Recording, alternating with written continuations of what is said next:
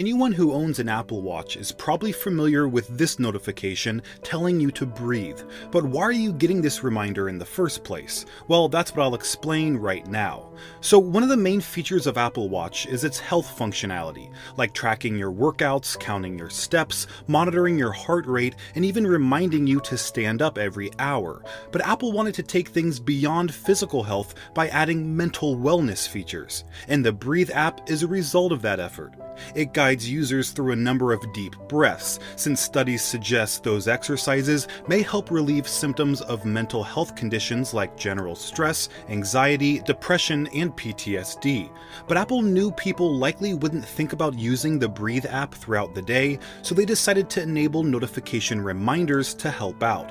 And there's been a lot of speculation over the timing of these notifications, with people thinking they may be triggered by a rise in heart rate due to stress or when their breathing pattern changes.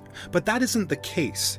Apple designed Breathe notifications to appear when a user has been sitting silently for at least 5 minutes, since you can typically spend 60 seconds deep breathing in those moments compared to sitting in a meeting or while driving.